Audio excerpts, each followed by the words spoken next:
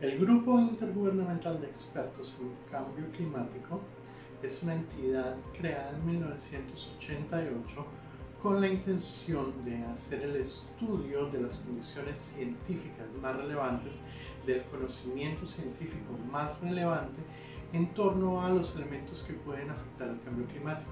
Al mismo tiempo, tomar todo ese cúmulo de conocimiento, evaluar los posibles y potenciales impactos que esto pueda traer sobre nuestra existencia y al mismo tiempo plantear estrategias mediante las cuales los gobiernos, las naciones, puedan enfrentar, disminuir, mitigar o adaptarse para los impactos particulares que estos elementos pueden traer a sus diferentes territorios.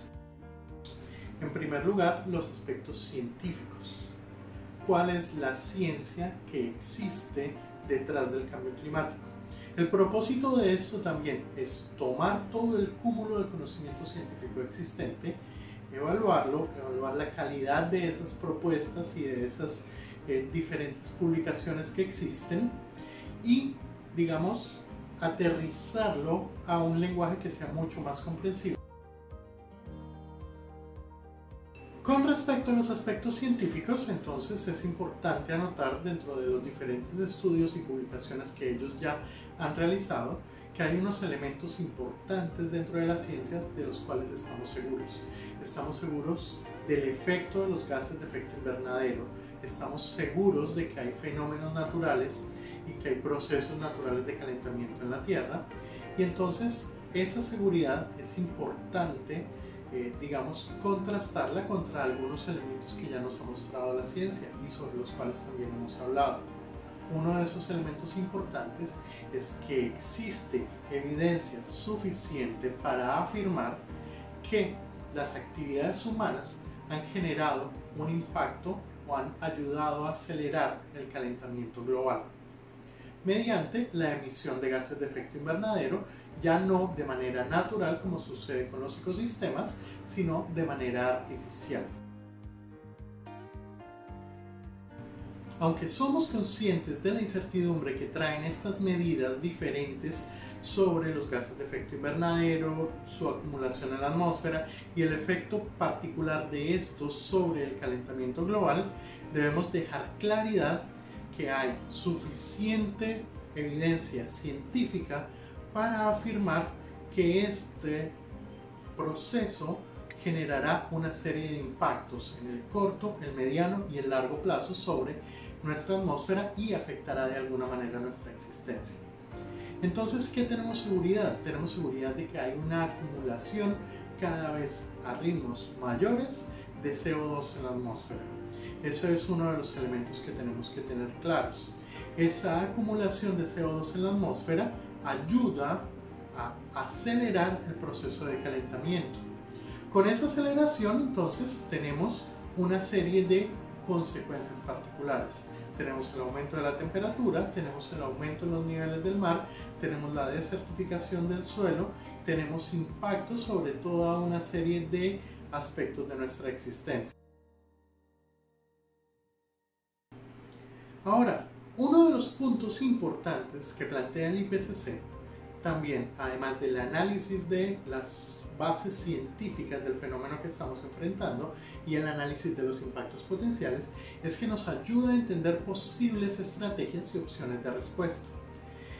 Es importante, y el IPCC lo anota, estamos frente a escenarios dominados por la incertidumbre, lo que quiere decir que no tenemos ni siquiera seguridad de que las medidas que se están proponiendo vayan a ser suficientes, efectivas y además costo eficientes y que vayan a ayudar a mitigar completamente los impactos económicos, sociales y ambientales de las intervenciones que planteamos.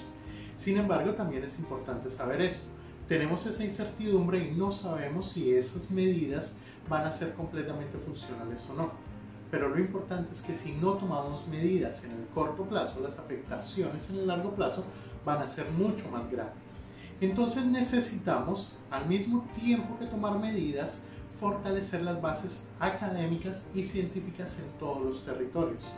Y eso se logra no solamente mediante la financiación de las actividades formativas e investigativas, sino también mediante la cooperación internacional entre las diferentes partes, haciendo que mecanismos de transferencia de conocimiento y tecnología desde los países con mayores niveles de desarrollo hacia los países con menores niveles de desarrollo.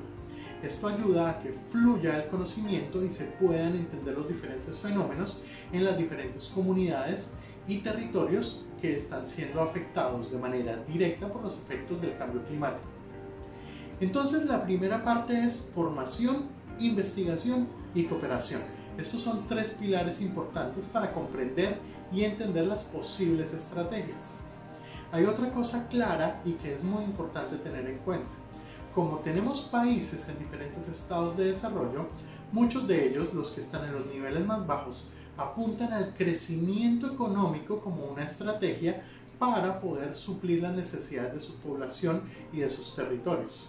Lo que debemos tratar de entender es que el crecimiento económico generalmente se realiza en nuestros modelos tradicionales con base en la explotación de los recursos, y esto tiene efectos importantes sobre la supervivencia de los ecosistemas y la supervivencia de nuestra especie. Entonces necesitamos una colaboración cada vez más fuerte y procesos de transferencia de tecnología desde los países más desarrollados a los menos desarrollados para evitar estas dinámicas y estos procesos. Algunas de las alternativas estratégicas que deben ser tomadas en cuenta son las siguientes. 1. Disminución de las emisiones de los clorofluorocarbonos que afectan directamente la capa de ozono. Tenemos que trabajar en alternativas de conservación y eficiencia energética, y eso se consigue mediante soluciones culturales, mediante soluciones educativas, pero también mediante soluciones de transferencia y desarrollo de tecnología. Entonces necesitamos no solamente ser más eficientes porque tendríamos un efecto rebote, sino también necesitamos conservar la energía en los procesos productivos y en nuestros propios procesos o en nuestra vida diaria. Necesitamos hacer una gestión forestal sostenible y necesitamos hacer una transición hacia el uso de energías limpias y no contaminantes. Necesitamos superar rápidamente los combustibles fósiles. Otros temas importantes es la revisión de las tecnologías agrícolas. Necesitamos que el campo esté en capacidad de producir los alimentos que necesitamos, pero al mismo tiempo que no se generen los efectos negativos de este proceso productivo sobre la tierra. Necesitamos también hacer transferencia de tecnologías limpias, ya no solamente en el campo, sino en todos los sectores, principalmente la industria y el transporte, que son los más grandes contaminantes que tenemos en este momento. Necesitamos desarrollar recursos humanos y necesitamos sobre todo desarrollar estrategias y políticas para la cooperación y la colaboración internacional. Más o menos en este escenario y en este contexto es que se envuelve la dinámica de análisis y propuestas que nos genera o que nos trae el IPCC. Esto es bastante importante y por ello tenemos algunas lecturas complementarias para trabajar sobre este proceso. Muchas gracias.